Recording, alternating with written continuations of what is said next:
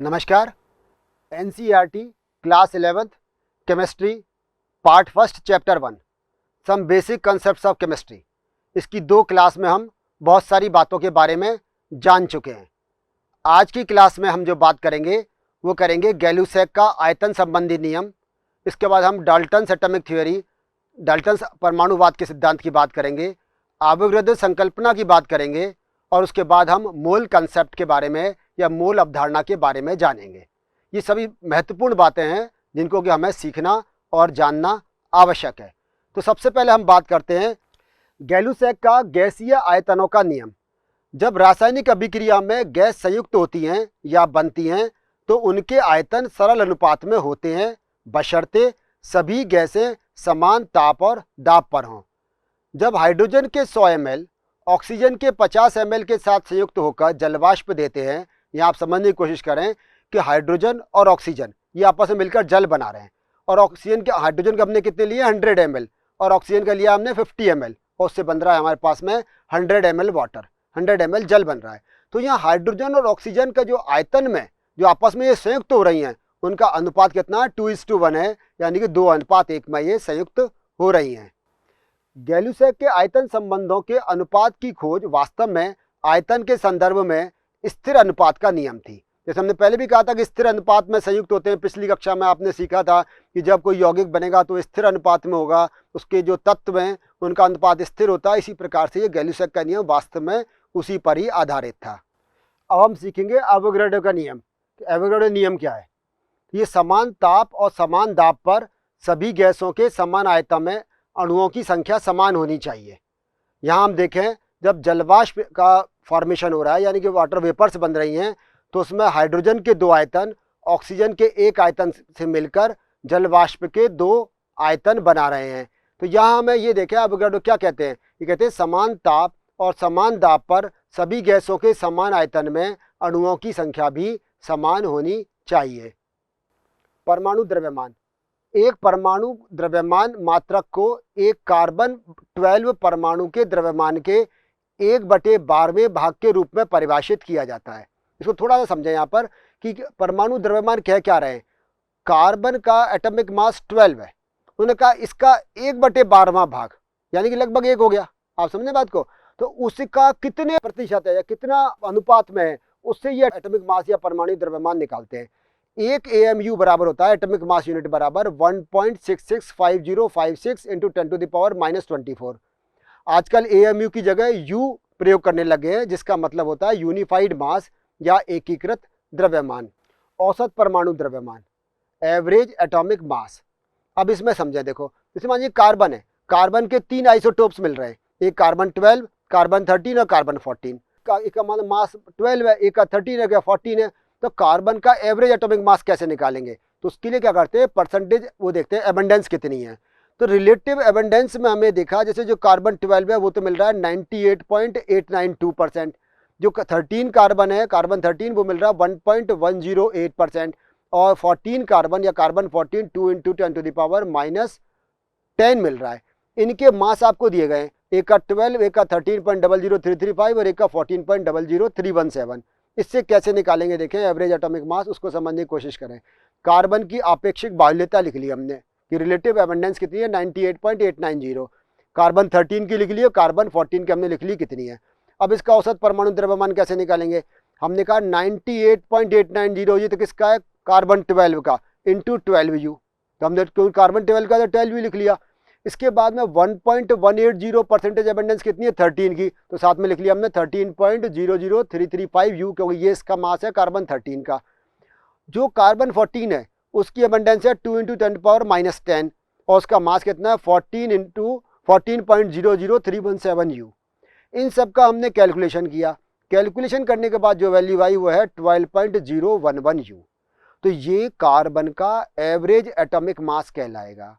तो average atomic mass से मतलब क्या कि जितने भी कार्बन के आइसोटोप्स मिल रहे हैं पहले उनको निकाल लें, उनका मास कितना है और उसके बाद उनकी परसेंटेज एबंडेंस कितनी है वो निकाल लें। जैसे मानो क्लोरीन है, क्लोरीन के 2 आइसोटोप मिलते हैं, क्लोरीन 35, क्लोरीन 37। तो क्लोरीन 35 कितने परसेंट मिला, मान लीजिए हम कहें नेचर में ये 75% है, क्लोरीन 37 25% है, तो हम क्या करेंगे 35 इंटू 75 प्लस 25 इंटू जो 37 ऐसे करके निकाल लेंगे। तो जो क्लोरीन का जो एवरेज एटॉमिक मास आएगा वो कितना आएगा 35.5। तो ठीक इसी प्रकार से सभी का हम जिसके भी आइसोटोप्स मिलते हैं उनका हम एवरेज एटॉमिक मास आसानी से निकाल सकते हैं। अब निकाला मॉलिक्यूलर मास, किसी अणु का आणविक द्रव्यमान उसमें उपस्थित विभिन्न परमाणुओं के परमाणु द्रव्यमानों का योग होता है। मतलब उस मॉलिक्यूल में जितने एटम प्रेजेंट हैं उन एटम का एटॉमिक मास आप नोट कर लें और उसका क्या कर दें, सम कर दें, उनका टोटल कर दें तो आपको मिल जाएगा। जैसे मान लीजिए हमें जल का निकालना है H2O, इसमें क्या 2 तो हाइड्रोजन और 1 ऑक्सीजन है। हाइड्रोजन का द्रव्यमान कितना है 1.008 U, ऑक्सीजन कितना है 16 U। हम क्या करेंगे 2 इंटू हाइड्रोजन का द्रव्यमान तो 2 इंटू 1.008 U, ऑक्सीजन का 1 है यानी कि 16 U, तो टोटल कितना हो गया 18.02 U। तो जल का जब आणविक द्रव्यमान निकाला तो वो कितना आया 18.02। कैसे निकाला कि हमने देखा जल में कितने परमाणु उपस्थित हैं, जल में 2 हाइड्रोजन के 1 ऑक्सीजन का परमाणु उपस्थित है, और फिर हमने देखा हाइड्रोजन का कितना परमाणविक द्रव्यमान है, ऑक्सीजन का कितना परमाणविक द्रव्यमान है, और कैलकुलेशन से आपकी बात समझ में आ गई होगी कि जल का हमने आणविक द्रव्यमान किस प्रकार से निकाला है। अब फॉर्मूला मास, फॉर्मूला मास को देखो समझने की कोशिश करें। फॉर्मूला मास या सूत्र द्रव्यमान किसी यौगिक में उपस्थित सभी तत्वों के परमाणु द्रव्यमानों का योग होता है। जैसे मानो सोडियम क्लोराइड है, सोडियम क्लोराइड में Na+ और Cl- की अरेंजमेंट है। आप जानते हो सोडियम क्लोराइड में लैटिस में अरेंज्ड होते हैं, तो एक सोडियम आयन 6 क्लोराइड आयनों से और एक क्लोराइड आयन 6 सोडियम आयनों से घिरा रहता है। ऐसा तो होता नहीं है, जैसे हमने मानो कहा कि H2O में, या जैसे कोई हम बात करें कि और कोई ऑर्गेनिक कंपाउंड की बात करें कि इन सब में CH4 है मानो, तो उन सब में तो ये अलग अलग मॉलिक्यूल होते हैं। यहाँ ऐसा नहीं होगा कि NaCl का एक अलग से मिले दूसरे NaCl अलग मिले, ये एक लैटिस में इस प्रकार से अरेंज्ड होते हैं कि एक Na6Cl आयन से और एक Cl आयन 6Na आयन से घिरा हुआ है, ऑक्टाहेड्रली अरेंज्ड है ये लैटिस में। तो अब है कि इनमें व्यवस्था में हम क्या देखेंगे, क्योंकि जब हम टोटल इसका निकालते हैं तो एक यूनिट सेल में एक Na और एक Cl आ रहा है, तो उसकी हमने व्यवस्था देखी। तो एक परमाणु सोडियम के परमाणु का द्रव्यमान और एक क्लोरीन परमाणु का द्रव्यमान, हम जानते हैं सोडियम परमाणु का द्रव्यमान कितना है 23 U, क्लोरीन परमाणु द्रव्यमान कितना है 35.5 U, दोनों का टोटल कर लीजिए तो कितना आ गया 58.5 U। तो 58.5 U ये सोडियम क्लोराइड का क्या कहलाएगा, फॉर्मूला मास कहलाएगा, या इसका ये सूत्र द्रव्यमान कहलाता है। मोल संकल्पना, इसको बहुत गहराई से समझिए क्योंकि इसको काफ़ी अच्छे से समझना आवश्यक है। हालांकि क्लास 9th में भी आपने थोड़ा बहुत इसके बारे में पढ़ा है, लेकिन यहाँ पर पढ़ेंगे क्योंकि आगे जितने भी न्यूमेरिकल्स आप करेंगे उसमें मोल कंसेप्ट आपको बहुत अच्छे से आना चाहिए। किसी पदार्थ का एक मोल, बहुत ध्यान से बात सुने, किसी पदार्थ का एक मोल उसकी वह मात्रा है जिसमें उतने ही कण उपस्थित हैं जितने कार्बन 12 समस्थानिक के 12 ग्राम में या 0.012 किलोग्राम में परमाणुओं की संख्या उपस्थित होती है। तो कहने का मतलब ये हुआ कि कार्बन 12 के 12 ग्राम में जितने कार्बन के परमाणु उपस्थित हैं उतने ही कण की संख्या क्या कहलाती है, उसका किसी भी पदार्थ का एक मोल कहलाती है। अब यहाँ समझने की कोशिश करें, ये मास स्पेक्ट्रोस्कोपी से उन्होंने ये निकाला कि कार्बन 12 का जो एटॉमिक मास है वो कितना है 1.992648 इंटू 10⁻⁻23 ग्राम। ये तो किसका है, एक कार्बन परमाणु का द्रव्यमान।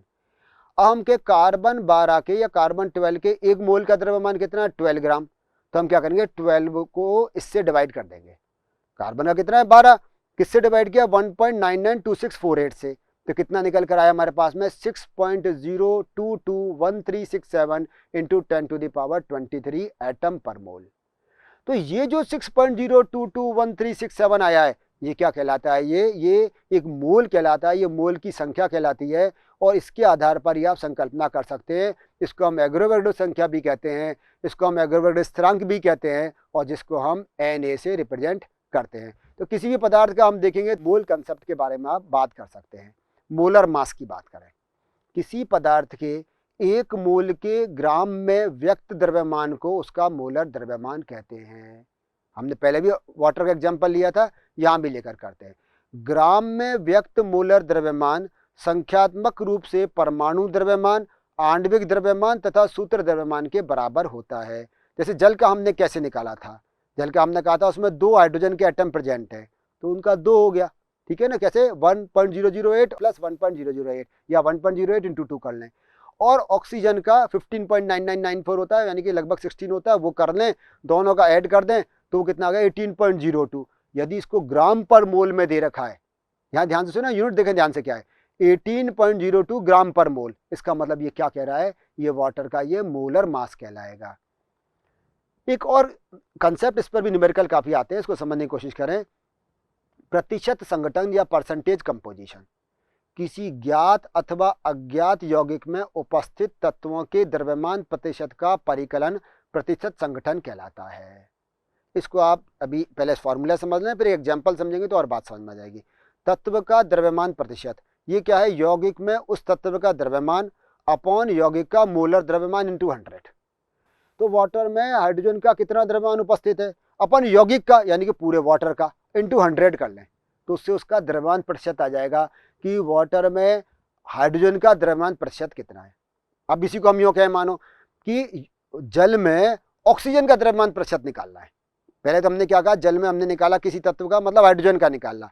अब क्या हम कहें, जल में हम ऑक्सीजन का निकालेंगे, तो अंतर क्या आएगा, केवल लिखा है ना यौगिक में उस तत्व का द्रव्यमान, तब की बार किसका रखेंगे, ऑक्सीजन का रखेंगे। पहले रखा था हाइड्रोजन का, यहाँ रख देंगे उस तत्व का, मतलब ऑक्सीजन का द्रव्यमान अपॉन यौगिक का मोलर द्रव्यमान, वो तो फिक्स है, वाटर का ही आएगा, इंटू 100। तो ये क्या आ जाएगा, इसमें जल में ऑक्सीजन का द्रव्यमान आ जाएगा। इथेनॉल मतलब C2H5OH, उसमें कह रहे हैं कार्बन का द्रव्यमान प्रतिशत कितना है। तो पहले क्या करना पड़ेगा, हमने जल के केस में क्या किया था, हमने किया था उस केस में पहले जल का हमने द्रव्यमान निकाला था, तो वो 18 आया था। तो यहाँ क्या करेंगे, कार्बन के 2, हाइड्रोजन के 5, एक ऑक्सीजन और एक हाइड्रोजन, इन सब का हम पहले फॉर्मूला लिखेंगे और उसका मोलर द्रव्यमान निकालेंगे। तो कार्बन के 2 हैं, एक कार्बन का कितना होता है 12.01, तो हमने किया 2 इंटू 12.01। हाइड्रोजन कितने हैं 5 और 1 6, और हाइड्रोजन का कितना होता है 1.008, तो हमने लिख दिया प्लस 6 इंटू 1.008। इसके बाद एक ऑक्सीजन प्रेजेंट है, लिख दिया 16। तो इथेनॉल का जो मोलर द्रव्यमान आया वो कितना आया, हमने कहा 46.068। ये किसका निकला, इथेनॉल का। अब अगर इसमें कार्बन का बताओ कि कार्बन का द्रव्यमान प्रतिशत कितना है, तो कार्बन कितने उपस्थित है यहाँ पर 24.02। कार्बन कितने, 2 हैं, एक कार्बन कितना होता है 12.01, तो 2 कितने होगा 24.02। हमने कहा था कि उस यौगिक में उस तत्व का द्रव्यमान, यही तो फॉर्मूला था, तो उस तत्व का द्रव्यमान कितना है 24.02 अपॉन यौगिक का मोलर द्रव्यमान, वो कितना हो गया 46.068 और इंटू 100, इसका मतलब कितना आ गया 52.14%। इसका मतलब ये हुआ कि इथेनॉल में कार्बन का परसेंटेज कितना हुआ 52.14% आया, कितना कार्बन उपस्थित है। एम्पिरिकल फॉर्मूला और मॉलिक्यूलर फॉर्मूला, मूलानुपाती सूत्र और आणविक सूत्र। मूलानुपाती सूत्र किसी यौगिक में उपस्थित विभिन्न परमाणुओं के सरलतम पूर्ण संख्या अनुपात को व्यक्त करता है, जबकि आणविक सूत्र किसी यौगिक में उपस्थित अणु में उपस्थित विभिन्न प्रकार के परमाणुओं की सही संख्या को दर्शाता है। एग्जाम्पल से समझो, देखो बात, जब मैं हमेशा कहता हूँ एग्जाम्पल से बात समझोगे तो बात समझ में आ जाएगी। जैसे मानो हम बात करते हैं एसिटिक एसिड की। एसिटिक एसिड का फॉर्मूला क्या है CH3COOH। कार्बन कितने 2, तो हम लिखे मानो C2, बात समझ में आ रही है। हाइड्रोजन कितने हो गए 4, तो H4, और ऑक्सीजन कितने 2, तो C2H4O2, बात समझ रहे हो। तो ये तो हमने कहा अणु में उपस्थित विभिन्न प्रकार के परमाणुओं की सही संख्या। लास्ट वाली ध्यान से देखो कि आणविक सूत्र में किसी यौगिक के अणु में उपस्थित विभिन्न प्रकार के परमाणुओं की सही संख्या, तो एसिटिक एसिड में C2H4O2, तो ये तो क्या गया इसका मॉलिक्यूलर फार्मूला। इंपिरिकल फार्मूला कैसे निकालेंगे, इस C 2 हैं, H 4 हैं, ऑक्सीजन 2 हैं, तो हम C को 2 को 1 कर लें, तो C, H को 4 का आधा कितना हो गया 2, और ऑक्सीजन 2 का आधा कितना हो गया 1, यानी कि CH2O। CH2O क्या हो गया इसका empirical formula, CH2O empirical formula, और C2H4O2 इसका क्या हो गया मॉलिक्यूलर फार्मूला। अब इसी बात को आप वापस से पढ़ो, देखो बात समझ में आ जाएगी। मूलानुपाती सूत्र किसी यौगिक में उपस्थित विभिन्न परमाणुओं के सरलतम पूर्ण संख्या, अब आपकी सरलतम पूर्ण संख्या समझ में आ गई ना, C2H4O2 को हमने क्या कर लिया CH2O, तो विभिन्न परमाणुओं के सरलतम पूर्ण संख्या के अनुपात को व्यक्त करता है, वो तो है मूलानुपाती सूत्र। जबकि आणविक सूत्र किसी यौगिक में उसके अणु में उपस्थित विभिन्न प्रकार के परमाणुओं की सही संख्या को दर्शाता है। तो हमने कह दिया कि C2H4O2 क्या हो गया उसका मॉलिक्यूलर फार्मूला। तब आपको एम्पिरिकल फार्मूला और मॉलिक्यूलर फार्मूला आपको आराम से समझ में आ गया होगा, और उसका फार्मूला भी हमारे पास में है, मूलानुपाती सूत्र CH2O, जैसे हम एसिटिक एसिड के बारे में बात कर रहे हैं, इनटू क्या कर देंगे, हमने 2 से डिवाइड किया था, इनटू 2, n का वैल्यू हो गई 2, तो उसका हम क्या आ जाएगा हमारे पास में आणविक सूत्र आ जाएगा। या मॉलिक्यूलर फार्मूले को n से डिवाइड करो तो उसका एम्पिरिकल फार्मूला हमारे पास में आ जाता है। n यहाँ पर पूर्ण संख्या होगी, यह हमें ध्यान रखना है, जैसे 1 2 3 4 ये हो सकता है। n मतलब आणविक द्रव्यमान अपॉन मूलानुपाती सूत्र। आणविक द्रव्यमान की जब मूलानुपाती द्रव्यमान ले जाओ तो उससे n यानी कि उसमें पूर्ण संख्या आ जाएगी। प्रश्न क्या है कि एक यौगिक में 4.07% हाइड्रोजन है, 24.27% कार्बन है और 71.65% क्लोरीन है। परसेंटेज समझ लीजिए इसमें, 4.07% हाइड्रोजन, 24.27% कार्बन और 71.65% क्लोरीन है। कह रहे हैं इनका मोलर द्रव्यमान क्या है, पहले तो ये प्रश्न है, और दूसरा क्या है इनके मूलानुपाती सूत्र और आणविक सूत्र क्या होंगे, ये हमें समझना है। तो सबसे पहले तो हम क्या करें कि द्रव्यमान प्रतिशत को ग्रामों में परिवर्तित कर दें। हाइड्रोजन का कितना 4.07, कार्बन का कितना 24.27 और क्लोरीन का 71.65, जो परसेंटेज था उसको हमने ग्राम में कन्वर्ट कर दिया। क्यों किया कि 100 में कन्वर्ट कर दिया, पूरा अगर इनको जोड़ोगे तो 100 आ जाएगा। अब प्रत्येक पदार्थ के तत्व को मोलों की संख्या में परिवर्तित करना है। कैसे करोगे, देखो कि यहाँ पर हाइड्रोजन का कितना दे रखा था 4.07, ये दे रखा है 4.07% है, हमने ग्राम में कन्वर्ट कर लिया। भाग किससे देंगे, डिवाइड किससे करेंगे, हाइड्रोजन के द्रव्यमान से। हाइड्रोजन का द्रव्यमान कितना 1.008, तो कितना आ गया 4.04। बात समझ में आ रही है। अब देखो, अब अपने आप आपको दोबारा करना है कार्बन कैसे करेंगे, कार्बन का कितना दे रखा है 24.27 ग्राम, डिवाइड किससे करोगे, कार्बन के द्रव्यमान से, तो कितना आ गया 2.021। कितना दे रखा है उससे हमें वास्तविक जो द्रव्यमान है उसको भाग देना है। अब क्लोरीन, अब देखो क्लोरीन का मैंने यहाँ रोक दिया, किस लिए रोक दिया, पहले आप सोचो क्या आएगा, ऊपर कितना आएगा, क्लोरीन का कितना दे रखा था परसेंटेज में, जिसको हमने ग्राम में कन्वर्ट किया था, और अपॉन क्या आएगा कि क्लोरीन का द्रव्यमान कितना होता है, तो दिया कितना था 71.65 ग्राम, और क्लोरीन का आप जानते हो क्लोरीन का कितना है 35.453, इससे हमने डिवाइड कर दिया। तो क्या आया हमारे पास में, ये पहले का आया मोलों की संख्या, हाइड्रोजन के 4.04 मोल, कार्बन के 2.021 मोल और क्लोरीन के 2.021 मोल। अब क्या करते हैं, इसको ऐसी छोटी सी छोटी संख्या से इसका डिवाइड कर देते हैं। इसमें से सबसे छोटी कौन सी दिख रही है हमें, 2.021 दिख रही है, तो 2.021 से 4.04 को भी डिवाइड करेंगे और बाकी दोनों को डिवाइड करेंगे। ऐसा और कोई प्रश्न आए और उसमें आपकी संख्या 2 3 4 आ गई, उसमें जो सबसे छोटी संख्या हो, जो सबसे छोटा हल निकल कर आए मोलों की संख्या, उससे बाकी सबको भाग दे दो। तो इसके बाद उन्होंने क्या किया, उसको डिवाइड किया। तो डिवाइड करने के बाद देखो प्रत्येक मोल संख्या को उनमें से सबसे छोटी संख्या से विभाजित करना। हाइड्रोजन के मोलों की संख्या, कार्बन के मोलों की संख्या और क्लोरीन के मोलों की संख्या, डिवाइड किससे करेंगे 2.02 से। हाइड्रोजन, कार्बन और क्लोरीन का अनुपात क्या आया, उसका आ जाएगा 2, इसका 1 और इसका 1। इसका मतलब क्या हुआ, जब हमने मोलों की संख्या करके छोटी छोटी संख्या से भाग दिया तो हमारे पास में 2 तो हाइड्रोजन के परमाणु हैं, 1 कार्बन का और 1 क्लोरीन का। तो फिर इसका मूलानुपाती सूत्र क्या होगा, उपरोक्त सभी तत्वों के संकेत लिखकर ऊपर प्राप्त संख्याओं को उनके साथ दिखाकर मूलानुपाती सूत्र लिखेंगे। यहाँ दे रखा है 211, तो मूलानुपाती सूत्र हो गया CH2Cl। कार्बन 1 है, हाइड्रोजन 2 है, क्लोरीन 1 है, तो मूलानुपाती सूत्र कितना हो गया CH2Cl। अब इससे आगे की बात सुनो, हमें आणविक सूत्र निकालना है, तो हमें क्या करना पड़ेगा, हमने क्या फॉर्मूला लिखा था, N बराबर था आणविक द्रव्यमान अपॉन मूलानुपाती द्रव्यमान, मोलर मास अपॉन इंपीरियल मास।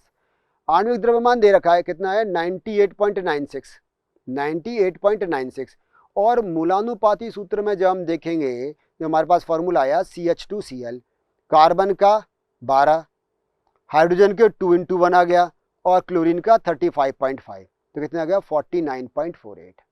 तो हमने मूलानुपाती सूत्र से मूलानुपाती द्रव्यमान निकाल लिया, हमने क्या निकाल लिया, एम्पिरिकल मास निकाल लिया।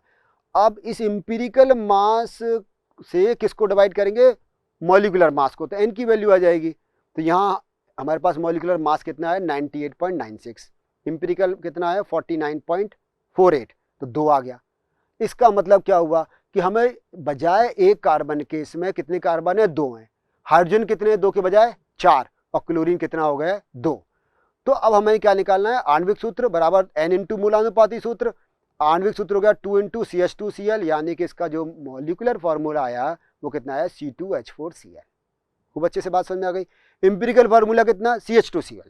इसका मॉलिक्यूलर फार्मूला कितना आया, C2H4Cl। क्यों, क्योंकि इसमें N की वैल्यू 2 है। N की वैल्यू 2 कैसे निकाली कि हमने मोलर मास में यहाँ पर हमने इंपेरिकल मास का हमने भाग दे दिया। तो इस प्रकार से आपके पास आए परसेंटेज दी हुई हो तो पहले परसेंटेज में क्या करोगे, उसके परमाणु के द्रव्यमान से भाग दोगे, उससे क्या निकलेगी, मोलों की संख्या। सबके मोलों की संख्या निकाल लो, जैसे अभी हमने कार्बन, क्लोरीन और हाइड्रोजन निकाली। और फिर इस मोलों की संख्या निकालने के बाद में जो सबसे छोटी मोलों की संख्या उससे डिवाइड कर दो। डिवाइड कर दिया, उस समय क्या आ जाएंगे, कितने कितने मोल उपस्थित हैं वो आपके पास, उससे हम इंपेरिकल फार्मूला निकाल लेंगे। इंपेरिकल फार्मूला से इंपेरिकल मास निकालेंगे, और इंपेरिकल मास को जब हम मॉलिक्यूलर मास को इंपेरिकल मास से डिवाइड करेंगे हमारे पास N की वैल्यू आ जाएगी, और N का मल्टीप्लिकेशन करते ही हमारे पास क्या आ जाएगा, मॉलिक्यूलर मास या मोलर मास आ जाता है। तो इस प्रकार से हम मॉलिक्यूलर मास या मोलर मास आसानी से निकाल सकते हैं। इसके बाद हमें बच्चों क्या सीखना है, हमें सीखना है स्टाइकोमेट्री और स्टाइकोमेट्रिक कैलकुलेशंस। बात सुनिए, हमने अभी तक क्या सीखा था, पहले हमने फॉर्मूला मास निकाला, एम्पिरिकल मास निकाला, उससे हमने उनके फॉर्मूले निकाले। अब मैंने कहा स्टाइकोमेट्री और स्टाइकोमेट्रिक कैलकुलेशन सीखनी है। स्टाइकोमेट्री के अंतर्गत रासायनिक अभिक्रिया में अभिक्रियकों और उत्पादों के द्रव्यमान या कभी कभी आयतन के रूप में परिकलन का अध्ययन किया जाता है। समझने की कोशिश करें क्या कह रहे हैं। जैसे हमने कहा, मान लीजिए कि मीथेन की रिएक्शन ऑक्सीजन से की, यानी कि मीथेन का कंबशन कराया। और आप जानते हैं जब कभी भी हाइड्रोकार्बन का कंबशन कराते हैं तो CO2 यानी कार्बन डाइऑक्साइड और जल बनता है। कोई सा, ये तो मीथेन है, कोई सा भी हाइड्रोकार्बन ले लो, तो उस हाइड्रोकार्बन का जब कभी कंबशन कराएंगे, तो जब कभी दहन कराएंगे तो क्या बनेगा, कार्बन डाइऑक्साइड और वाटर बनते हैं। तो यहाँ देखें हम स्टाइकोमेट्रिक कैलकुलेशंस कैसे करते हैं, स्टाइकोमेट्री है क्या वो समझने की कोशिश करो। पहले हम क्या करें कि रिएक्शन लिख लें। हम लिखा CH4, O2, CO2 और H2O। अब करो इसको, पहले बैलेंस करो, इसको हम संतुलित करेंगे। यहाँ देखें हम 4 हाइड्रोजन है, CH4 में 4 हाइड्रोजन दिख रहे हैं, तो प्रोडक्ट में भी 4 हाइड्रोजन होने चाहिए। तो क्या करा हमने, H2O को 2 से डिवाइड कर दिया, तो अब हमारे पास में 4 हाइड्रोजन हो गए। अब हम राइट साइड में देखें, प्रोडक्ट साइड में, तो हमें 4 ऑक्सीजन है, 2 तो CO2 वाले और 2 है वाटर वाले, तो यहाँ भी 4 होने चाहिए। तो हमने ऑक्सीजन को भी 2 से मल्टीप्लाई कर दिया। तो अब हमारे पास जो रिएक्शन आई, बैलेंस रिएक्शन, वो क्या आई, CH4 plus 2O2 CO2 plus 2H2O। इसका मतलब 1 मोल मीथेन 2 मोल ऑक्सीजन से जब क्रिया करती है, या 2 मोल ऑक्सीजन से जब उसका कंबशन होता है, दहन होता है, तो 1 मोल कार्बन डाइऑक्साइड और 2 मोल क्या बनते हैं, वाटर यानी कि जल के अणु बनते हैं। अब यहाँ पर हम द्रव्यमान में देखें तो यहाँ पर CH4 का 16 ग्राम, ये 16 कैसे आया, कार्बन का होता है 12, ये आप जानते हो, और हाइड्रोजन, एक हाइड्रोजन का 1 होता है, 4 हाइड्रोजन के 4, तो ये हो गया 12 और 4 मतलब 16 ग्राम। ऑक्सीजन का एक एटम का 16, मॉलिक्यूल का हो गया 32 32, और 2 मोल उपस्थित हैं, तो हमने कह दिया 2 इंटू 32। जो कार्बन डाइऑक्साइड बनी है उसमें कार्बन का 12 और एक ऑक्सीजन का 16, 2 ऑक्सीजन का 32, तो 12 को 32 से 12 को 32 में जोड़ दो तो आ गया 44।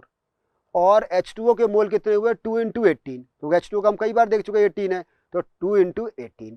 तो इस प्रकार से हम इसका स्टाइकोमेट्रिक कैलकुलेशंस कर सकते हैं, हमें पता लगा के कि किस तरह से कैलकुलेशंस होंगी। प्रश्न देखो क्या कह रहा है, 16 ग्राम मीथेन के दहन से प्राप्त जल की मात्रा का परिकलन कीजिए।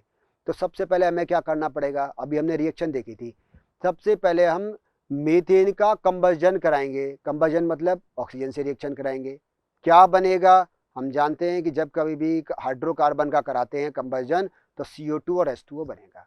तो सबसे पहले तो आपको क्या करना पड़ेगा, रिएक्शन लिखनी पड़ेगी। सबसे पहले तो रिएक्शन लिखो, फिर रिएक्शन लिखने के बाद में उसको क्या करो, रिएक्शन को बैलेंस करो। हमने रिएक्शन लिख ली, CH4 प्लस O2 CO2 और H2O। अब हमने क्या किया, उनको बैलेंस कर लिया, ऑक्सीजन 2 लगा दिए, जैसे अभी हमने पहले बैलेंस करना आपको सिखाया था, वाटर के साथ में 2 लगा दिए, रिएक्शन बैलेंस हो गई। 16 ग्राम मीथेन किसके बराबर है, 1 मोल के बराबर है। 16 ग्राम मीथेन 1 मोल के बराबर है, तो इसका मतलब यहाँ पर कितने मोल रिएक्शन कर रहा है, 1 मोल रिएक्शन कर रहा है। कह रहा है जल की मात्रा का परिकलन कीजिए कि जल कितना बनेगा, यह हमें देखना है।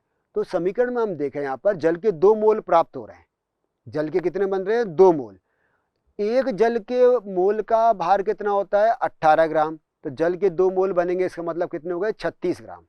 जब कभी भी 16 ग्राम मीथेन का दहन करेंगे तो उससे 36 ग्राम जल की मात्रा प्राप्त होगी।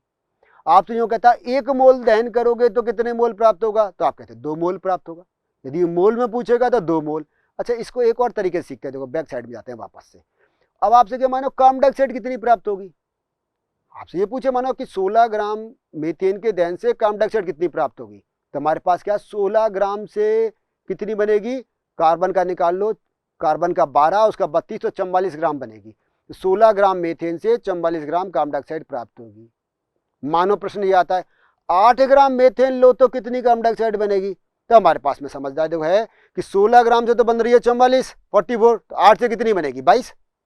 बात समझ में आ रही है ना? तो आप इस तरह से कैलकुलेशन किसी प्रकार का न्यूमेरिकल आए तो आप कर लोगे कि 16 ग्राम से कार्बन डाइऑक्साइड बन रही है 44, तो फिर 8 ग्राम से कितनी बनेगी? तो हम कह देंगे 8 ग्राम से उसका हो जाएगा आधा 22। 32 ग्राम मीथेन से कितनी बनेगी? तो कार्बन डाइऑक्साइड डबल कर दो, 44 का डबल कर दोगे तो कितना आ जाएगा? 88। तो इस तरह से आप स्टोइकोमेट्रिक कैलकुलेशंस कर सकते हो। तो स्टोइकोमेट्रिक कैलकुलेशंस में पहले सबसे पहले हमें केमिकल इक्वेशन लिखनी होगी। केमिकल इक्वेशन लिखने के बाद में फिर उसको हमें बैलेंस करना होगा। बैलेंस करने के बाद हमें ये देखना होगा कि वो ग्राम में पूछ रहा है या मोल में पूछ रहा है। तो जिस तरह से पूछ रहा है क्वेश्चन में दिया गया है उसी प्रकार का आपको जवाब यहाँ स्टोइकोमेट्रिक कैलकुलेशंस में लिख देना। तो बच्चों इस क्लास में हमने क्या सीखा? हमने सीखा सबसे पहले इसमें मोल कंसेप्ट। जैसे मैंने कहा था कि मोल कंसेप्ट बहुत इंपॉर्टेंट है, उसको ध्यान से समझने की जरूरत है। तो इस पर आप और न्यूमेरिकल करके देखेंगे, जितनी प्रैक्टिस करेंगे उतना मोल कंसेप्ट आपके समझ में आएगा।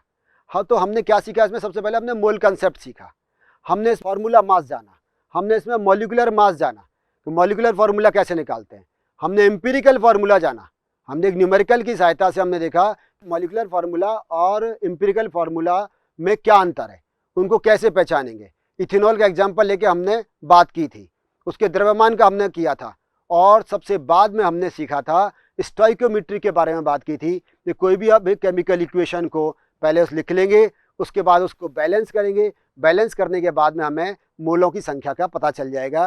तो रिएक्शन की स्टोइकोमेट्री क्या है उसको भी हमने आसानी से यहाँ सीख लिया है।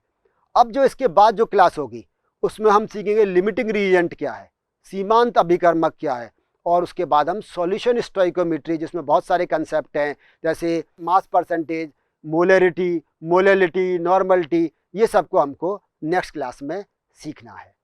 धन्यवाद।